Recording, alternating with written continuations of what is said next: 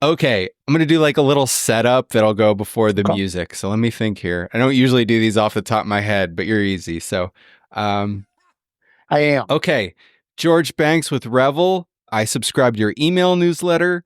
A while back, you did a newsletter about what makes for a great retail street. And I saw that and I thought, boy, that sounds like a podcast episode to me. So let's dig into it.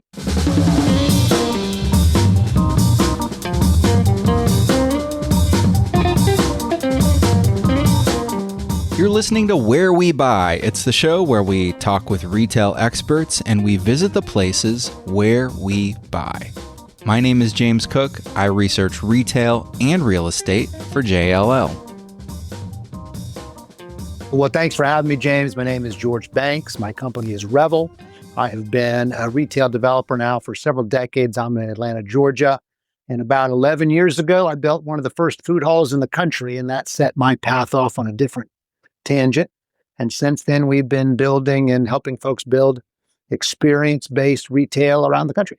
Experience-based retail. I'm going to dig into that a little bit. How do you, we're at a cocktail party and you say that and people are like, oh, well, is that like a mall? What does that mean? Right. Right. Well, we used to say internet proof, but that's no longer the case. I think the internet's a big deal. Think about the things you have to go to and the things you want to go to, right? I got to go to the grocery store. I got to go to the dry cleaner. I want to go buy a new suit. I want to go to dinner. I want to go to that concert. So that's, expedience versus experience is maybe the dividing line between the two. So we're talking about great retail streets. Mm-hmm. In your work, before we get into like the ideal, give me some more color on some of the projects you've worked on. Sure. Let's see. Across the country, we've done a lot of stuff in Los Angeles. We've done marketing and leasing and events for Grand Central Market in downtown LA. Worked on several projects out there from San Francisco to San Diego. In Texas right now, we have a large project with a family office in Fort Worth. We're helping the Coors family with a project of theirs in downtown Golden, Colorado. Just wrapped up work with Skanska on a project in Montrose in Houston. Just been retained by the folks at the Pearl District to be working on the historic Pearl in San Antonio. In D.C., stuff in National Landing. Obviously, all over Atlanta, things of mine as a principal as well as a fee consultant, and have a couple of interesting things in Charleston going on right now. Many of those places I've been to, some of those I haven't. Is there an example you can give me of kind of like what you'll do on a project, maybe a case study we could talk about? Let's talk about a project we got involved with in Cincinnati, Ohio. We got brought on by PLK, who is the largest owner and developer of multifamily in that market in the regional Cincinnati area. They had purchased the former United States playing card warehouse where every playing card in the country was manufactured from like 1870 until, 1990. Okay. They bought the old thing. It's actually in a little city called Norwood, which Cincinnati surrounds just north of Xavier, just north of UC. They bought it. They had to remediate and demolish a bunch of the buildings that were unsafe.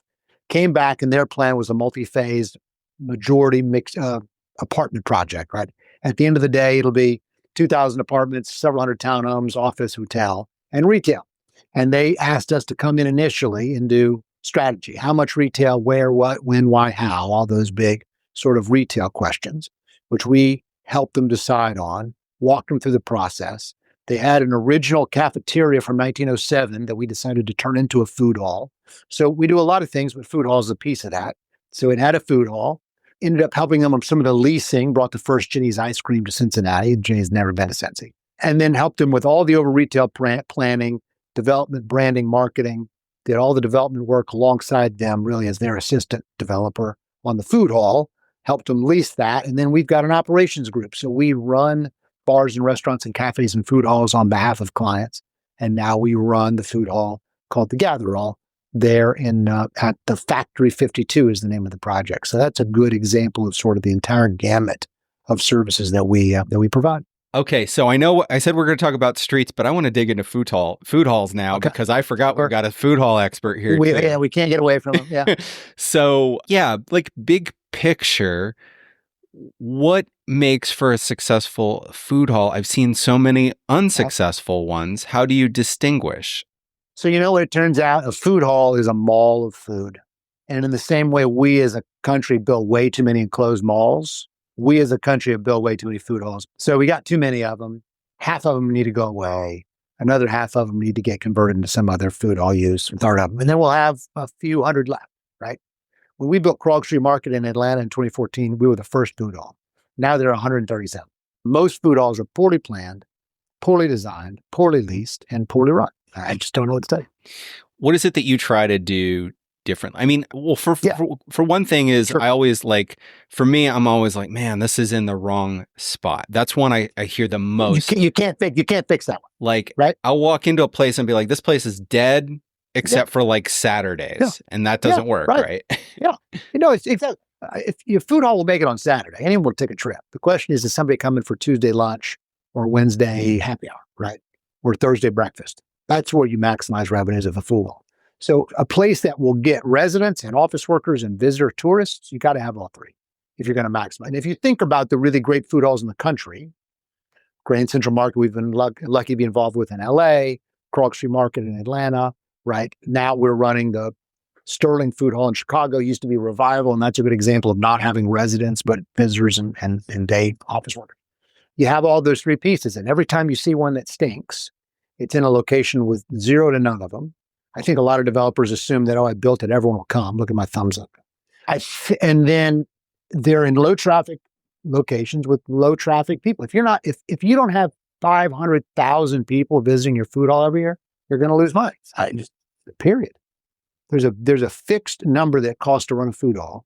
And if you don't generate the sales off 500,000 people, you can't cover those fixed costs. Yeah.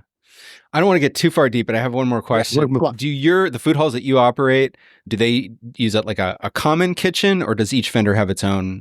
It's based on local health department regs. I prefer not to have a common kitchen. As a person, I will avoid it. In cities like New York, you just can't because real estate's so precious. You got to do that. It puts you, the building owner, in the role of owning the health department license and being responsible when Joe screws up. I prefer every little unit to be its own little kitchen with storage and refrigeration and all those things back off behind it. But that's our bias. Yeah.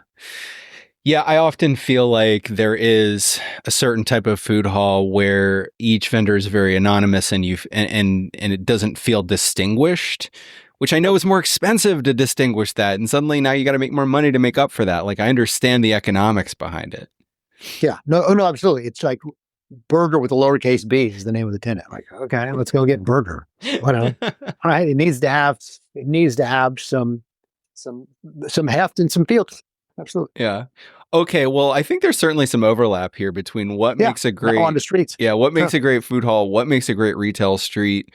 I mean, first of all, let's kind of define it for you. What is a great retail street? What does it evoke for you? It is back to that initial question of experience versus expedience, right? I believe we're inherently talking about experience retail, the place where I'm going to go spend 4 hours of my time shopping for the activity of shopping, right? Not arguably, without question, that street is completely different than the street that the Kroger doing $80 million is located on. So that's the first distinction I think to make. So we're talking about the fun, like I'm going to go spend a day shopping. I think there's a misperception in the world that those streets are big and broad and wide and all of these things, because there are a couple of them that are, right? Fifth Avenue in New York is big and straight, and the Champs-Élysées in Paris is big and straight. I would put it to you that those are the exceptions. That the rule, if you really think about the places you want to go, those streets are small, they're narrow, they're jagged, they're not long, right? The mall, the mall guys had figured out that the optimal length of a mall was what, like 3/4 of a mile or something? Yeah, that sounds from about end to right. end. Like that was the shopping behavior of a person that they go back and forth. The same thing's true of a street. If the street's 5 miles long, you're never going to walk it, or it becomes the tyranny of choice, becomes so much retail on it. It's like, I don't even know where to go. It ought to be compact. And also tie in with food halls. This is the dumbest trick of all, and I can't believe I'm even giving it away. Like this is the clickbait. This one trick. One weird trick. This one trick. Well, this one weird trick will make your shopping street great. It has to be two-sided. It has to be two-sided. It has to be two-sided. And if you wonder why you, the apartment developer, spend so much time and money on the, well, you may not have, because a lot of apartment developers don't want to on the retail. If you spend so much time and money planning the retail on the bottom of your apartment building and it never took off, it's probably because across the street was a parking lot. What is your favorite? Give me just off the top a great retail street you've strolled up and down in America. Abbot Kinney in Venice, Perfect, California. great example. Perfect example. It's two-sided. Yep. Abbot Kinney is a great example. It is not long. It's a mile long, the core shopping district. It's got some parallel parking on the street, right? It's also people tend to park in the turn lane, which is very California, Abbot Kinney. The street itself is kind of low density, low height density, although the neighborhood itself is very high density, right? Lots of homes and apartments packed into a tiny place. And it's cute and it's charming and it's organic and it's little homes and bungalows and buildings and small things, and it feels great. It is not a series of retail here, street, parking lot that doesn't feel like you can kind of jaywalk across the street. So that's the makeup of the streets. What about retail on one side of the street and a park on the other side of the street? Does that? So yeah, you I feel like you're setting up me to. I'm a bit of a shin kicker. Let's kick some shins. Let's kick some shins. I think there's a misperception that retail across the street from park is good, and it's not. Yeah. Again, people look at Manhattan like, oh, look at Bryant Park, look at Madison Park. It's Manhattan, man. The rules of Manhattan don't apply in the rest of the country. It may work there, but just because it doesn't mean it will. There are very few places in America that have the population density to make retail work really well across the street from an open park. And I think it's that human nature that you want to be, they always say you want to be in a small space looking out on a big one. And sometimes it's really hard to achieve when you're looking out into a space and there's nothing across the street but a park. The park is a passive use. It gets filled 10 times a year. Otherwise, it's pretty to look at and, there. I mean, that's not always the case, right? I mean, you get retail across from the waterfront that can do pretty well, right? You get retail across from the lake where it's a view to look out on. If you lined up the 20 best retail streets in the country in terms of rent, sales, or field, none of them would have a big park across the street. I was trying to imagine like packed places I've been to that aren't across from a park, but are open, are open. And I'm thinking about Fisherman's Wharf in San Francisco, but it's ocean. You can't go there. Yeah, right. Yeah. You can't physically move there. Uh-huh. But to your point about scale, we like things at a kind of like a nice, human scale and an even. Yeah. And, my thing is I go up one side and I come back around the other. That's how people shop. Yep. And you're gonna preview things on the other side. Oh, there's the so-and-so store on the way back. We're gonna hit that. Yeah. That's how people do it. And you should feel comfortable jaywalking across the street. Right. Right? I was just in New Orleans with my family a couple of weeks ago, and Magazine is one of the great streets. Now, Magazine isn't perfect. It's really long. The shopping nodes are sort of haphazard. I mean, it's organic, right? You get a string of homes and then two little shops and then a string of homes and a big, so it's not really a super efficient way, but it's also 35 feet wide. The traffic is slow. And you're like, oh, there's a shop across the street. Go both ways, shop across. That's the fun activity of a good time out shopping. And again, it's a low density street and it no more than really kind of 2 stories that you walk around it. Okay. So we talked about population. We talked about, it sounds like narrow streets with slow traffic. Yeah. How many lanes? One in each direction? Could you go more than that?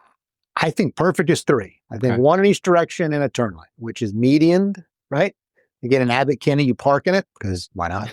South Congress is there are always examples against it, right? South Congress is 5 lanes. Obviously, Fifth Avenue is 6. So there are exceptions to that rule. But again, you probably don't feel comfortable jaywalking across 5 lanes. And I wouldn't either. I've jaywalked in South Congress before, but not on Fifth Avenue. No, right. Yeah, and I've jaywalked across Fifth Avenue. I mean, to South Congress as well. I'll jaywalk anywhere. But, you got to have your shoes laced. Right. You got to be ready for anything. You got to be ready to go. Yeah. And the people you left behind are out thinking you're crazy. So it needs to be, and you hit on it too. I think it needs to be 2-way. I think by and large, Manhattan is an example. By and large, it needs to be a 2-way street traffic.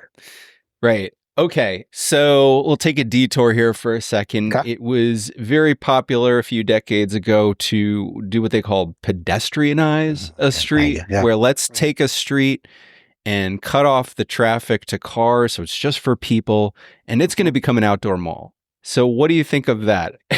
An indoor mall without all the burden of air conditioning. You need air or heat. Yeah, when that was, this history better than me. That was the 1960s, 70s answers to malls. Malls were killing downtowns. So all the Downtown Business Association owners got together and said, let's mollify the street. And we'll not mollify, M-O-L-L, but M-A-L-L. Kind of both. Yeah, thank you. Actually, kind of both. We'll cut off the ends. We'll put up barricades. We'll put a bunch of brick pavers in the street. We'll put out a bunch of saltwater taffy and caricature artists and mimes, whatever. And we'll make it pedestrian only. And I think that worked for a while, but those were all downtown where nobody lives, so no residential density. It's entirely dependent on tourist visitors. And it doesn't work. ULI did a report a decade ago about pedestrianized downtown malls in the country. Huh. And there were like 3 of them that worked. I think my list is 5 out of hundreds that have been done. I'm trying to think of do you consider... I can name some that have worked. Do you consider 3rd Street in Santa Monica to be successful? Absolutely. Yeah. All day. But I mean, California is like an outdoor mall anyway. Yeah. It's 70 degrees and perfect, so you don't need air conditioning. Yeah, I think Santa Monica all day long. Boulder, but what's the street in Boulder is real fun. Yes. What is that street? Great. I'm totally blanking, but I've definitely been there. All right. I'm going to Google it. So that was one thing that the thing pointed out. It pointed out that in... Is it Pearl? Tourist-driven college town. Uh-huh. That's right. So you have Pearl Street. We're going to look this up, and you're looking it up in Boulder. You got State Street in Madison. Yeah. It's Pearl in Boulder. Pearl in Boulder. Yeah. You got State Street in Madison, which is like a B+, not an A+. You have Church Street in Burlington, which couldn't be more charming. I've never been to that. The street itself, it's fantastic if you ever go. But Burlington, leaf peepers, right? Summer tourists, winter tourists, University of Vermont, couldn't be nicer. Downtown Mall in Charlottesville with a giant asterisk next to it. Downtown Mall in Charlottesville, same thing, Main Street. They turned it into a mall in the 80s, and it was terrible. I was there in the 90s going to college. And then somewhere in the aughts, it kind of caught fire. Like the people just found it was way ahead of its time. COVID kind of knocked it down. I'm not sure it's fully recovered in terms of sales and visitors. So Downtown Mall Charlottesville gets an asterisk next to it. And then Lincoln Road in Miami, which I think is sort of Santa Monica adjacent, right? Super great weather, ton of tourists, near the ocean, not on the ocean. So we need cars, we need activity.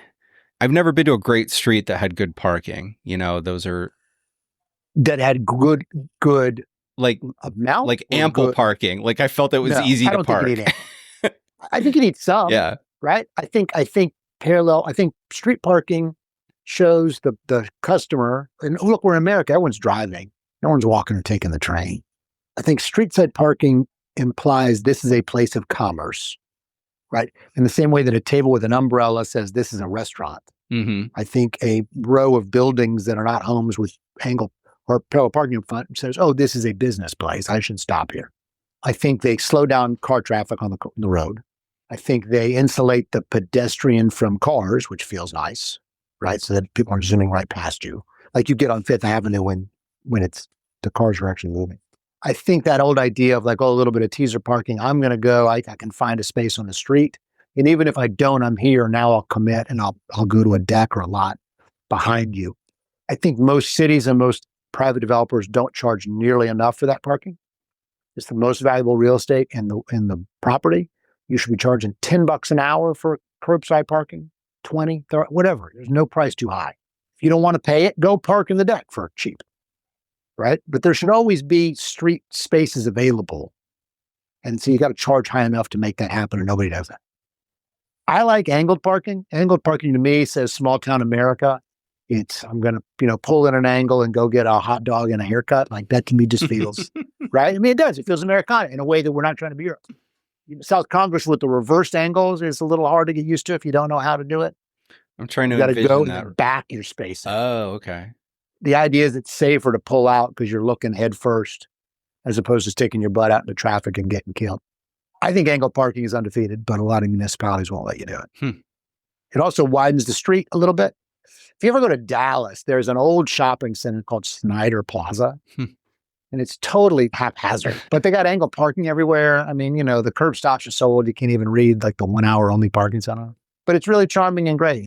For our research at JLL, we track all of the what we call prime urban corridors, which is kind of the best shopping streets. Great report. And I was thinking, okay, like what is like depending on the street, the merchandise mix, like the mix of the retail and food and beverage can be quite different. But we call them all prime urban corridors. I mean, you compare like Rodeo Drive to what I mentioned before, Abbot Kinney, completely different tenant mix. Yep. What is, just for you, what's the greatest tenant mix? So let me ask you, did you put aside the price point of those tenants? Yeah. We talk about the world as uses and users, right? The use can be hamburger, but the user might be, Steak and Shake, or it might be Daniel Boulud, but the use is still hamburger. Did you find the merchandising mix between like retail, service, wellness, food was similar between Abbot Kinney and Rodeo, or was it skewed differently?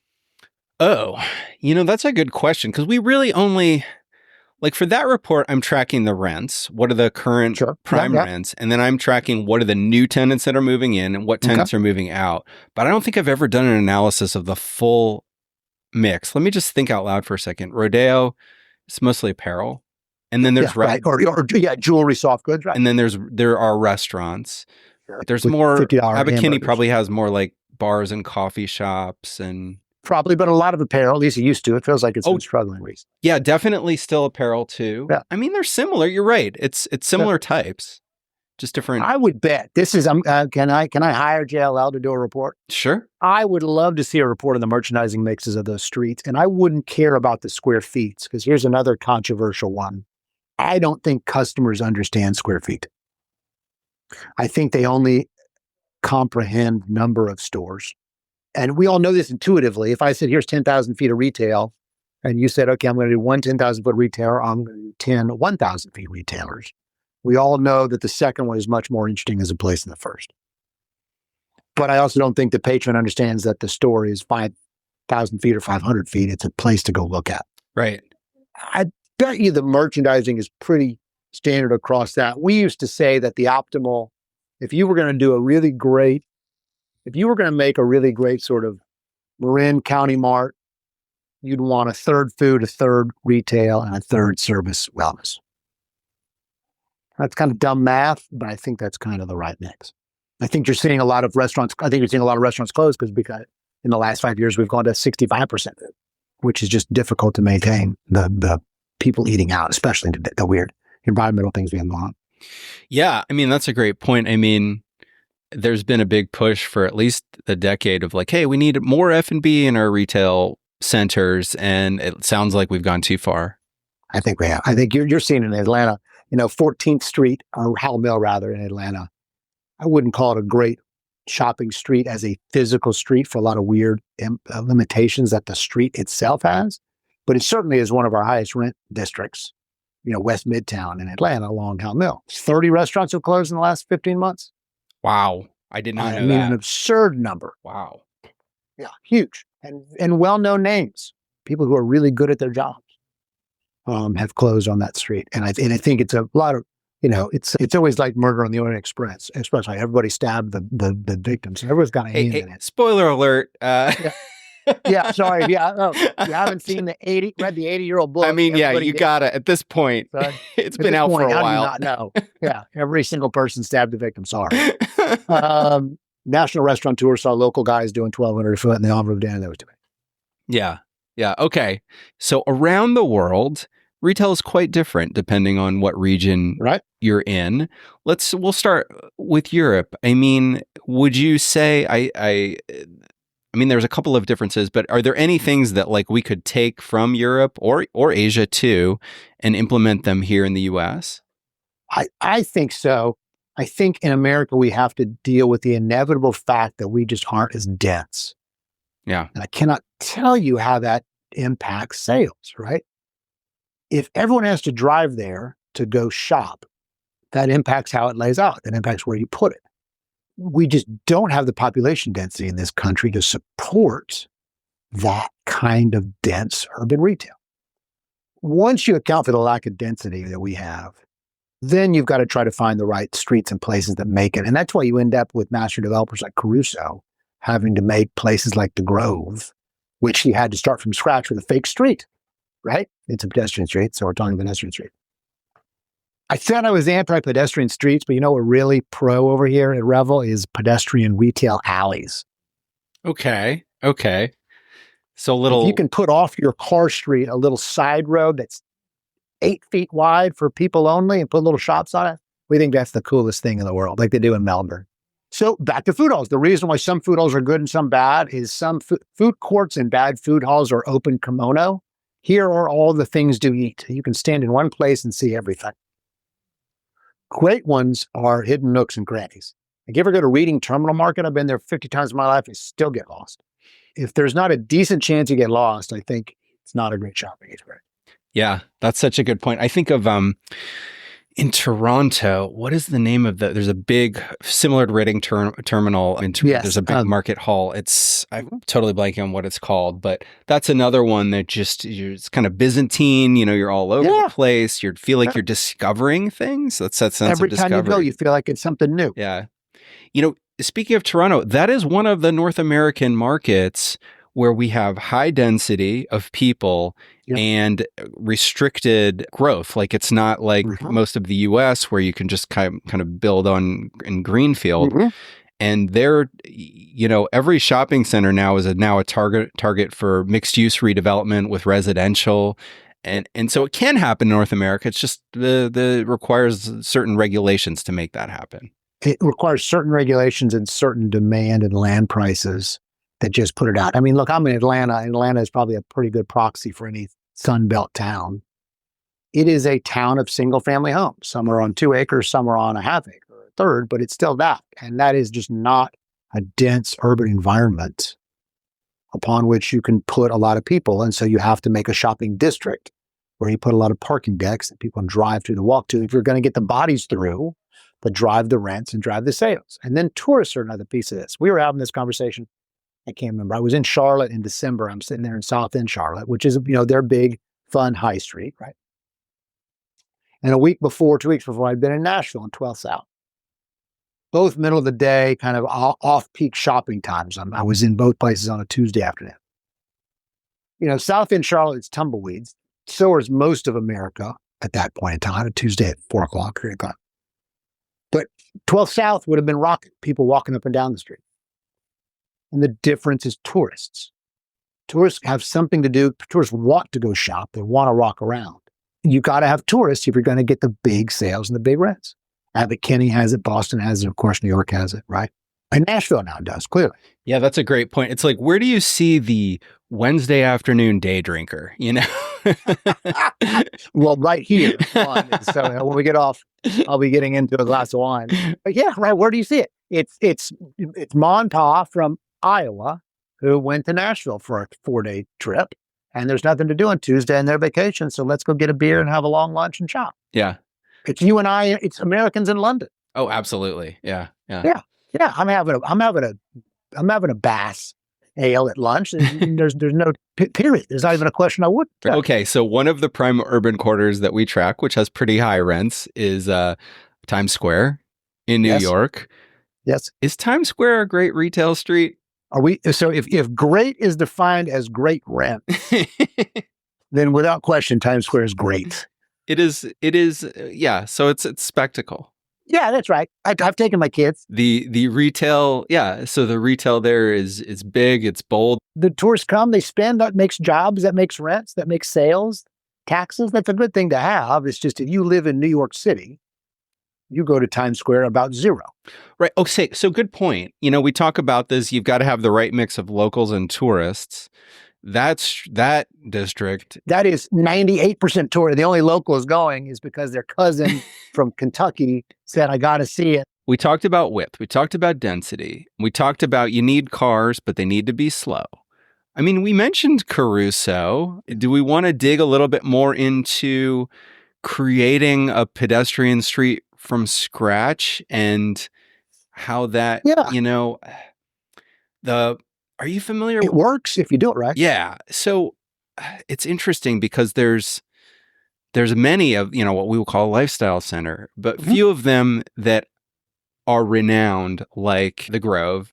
For whatever reason, there's a magic with Caruso and Federal are two great examples. Two good examples of And that. there are many others too. I mean, like Absolutely. Easton Town Absolutely. Center is, there's a Yeah. bunch of great ones. Yeah. But what's the magic? So I think, honestly, I mean, to go look, Grove is unique in that there's no cars. And maybe in car-centric LA, you can get away with that you can't get away elsewhere, right? But if you look at Santana Row or Bethesda Row, right? Or Rosa, Pike and Rose, they all kind of share a common DNA, which works. There are streets that kind of dead end. There are two-sided retail. There is street parking, not a ton of it. It's mostly in the decks, right? It's a nice merchandising mix of uses, F&B service, wellness, soft goods. They get denser as they go, right? You can watch the progression of like early Federal or all kind of one-story retail, and the later ones with maybe an apartment building they sold to somebody. And then later they're all, 8 and 10 stories as land prices increase. But they've got office and apartments again for that density of folks. And then I think another thing they do really nicely and really well is it's a nice mix of local, regional, national. We didn't talk about that. Yeah, that's a great point. And there's probably a formula there. What's the mix between local, regional, and national tenants? George Banks personally says the best restaurateurs are local. And I hate to say it, but the best soft good retailers are almost always national. A restaurant is a little factory making things, and that's hard to do again and again, as opposed to an outpost of selling things, which is a little bit easier to logistically execute. Are you in favor of, let's say you're developing a mixed use project with retail. Are you in favor of really subsidizing some of the rent so that you can attract? Yes. Yeah. Yes. The cool kids have no money, but everybody wants to sit at the high school cafeteria lunch table with the cool kids, and they will pay gobs of money to go sit with the cool kids. And so that can mean a couple of things. It can be a big brand with a big pull, right? You want to get the monocle shop from Zurich, and you're going to give it to them free because that's amazing, whatever. In my world, it usually often means the hot local chef who's going to do something really cool and has a big following, not the sous chef who's talented. You want the guy who knows what he's doing with people that know him. And you got to subsidize that rent. We also, our world is a little different at Revel. We tend to operate as the retail developer for non-retail developers. So like talking about PLK in Cincinnati, typically our client/partner is an office or apartment person that doesn't do retail, by the way. In that world, retail used to be a complete subsidy. And the reason we got in as a consultant, not a developer, is because it made no economic sense to develop the retail as a standalone asset because you were building it to like always one cap. But time and again, and Factory 52 is a great example of this, you're getting best in market rents upstairs because you've made the ground floor so great. So placemaking on the ground plan enables you to rent make above. And in that case, you ought to subsidize as heavily as you can stomach because you'll get it back on the backside. It's easier said than done. In a Bethesda Row type world, you're so successful, you're taking numbers, right? Like the little glass box at the Grove, they've got a waiting list like 5 years long to get into that thing. I mean, they can't charge enough. But when you're starting, you got to subsidize and realize that the act of recreational shopping requires you to train the muscle memory of patrons. All right, so we're quickly running out of time. George, I'll ask you one more question. What's a retail spot most folks don't know about that you'd recommend people visit? Maybe somewhere in the U.S., somewhere it could be outside too. Something interesting. I've said it a couple of times on this podcast already. No, actually, I'm going to jump around on you. There are a lot of really great college towns that have really great, cute, fun little shopping districts, right?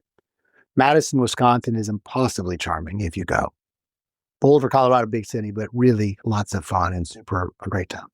I don't think Austin counts as a college town anymore. It's a Silicon Valley East with the state capital. Athens, Georgia. You can have a delightful afternoon in Athens, Georgia, and not on a game day. You can get good food. I mean, you can go on a game day. You can get great music, great shows, cute little boutiques and shopping. College towns support local retail in a way that other towns don't. There's something about the DNA of a college town. So don't sleep on the on the Lexingtons and the Charlottesvilles and the Athenses of the world. They can be a really good time, regardless of your college experience. That's a great point. You know, I live in Indiana and I'm about an hour away from Bloomington. Great. Just awesome. It's awesome. So cool. Yeah. Just drive down there, hang out for the, a couple hours, shop, eat. It's so cool. Yeah. Yeah. And you know what? They have a built-in population of people, of students that are denser than their town size might imply. And that helps with and visitors because of alumni, and it helps with the shopping. Yeah. Awesome. I love it. College towns. So, George, this has just flown by. We're going to have to come up with another reason to get you on again because you're so easy to talk to. I love it. But thank you so much for joining me today. This has been a fascinating conversation. Oh, thank you. If you like this podcast, do me a favor, go into the app that you're listening to and give us a rating.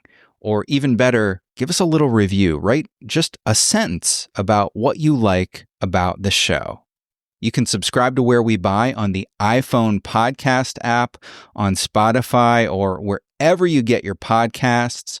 Or you can always find us on the web at wherewebuy.show. We also post a ton of cool videos and interviews on LinkedIn and YouTube, video tours, interviews with folks that you won't hear on this audio podcast. You can check it out by going to the website everythingweknow.show. If you have a specific question about retail, shopping centers, or retail real estate, you can feel free to connect with me and send me a message on LinkedIn. You can find me by searching for James Cook, JLL. Our theme music is Run in the Night by the Good Lords under Creative Commons license.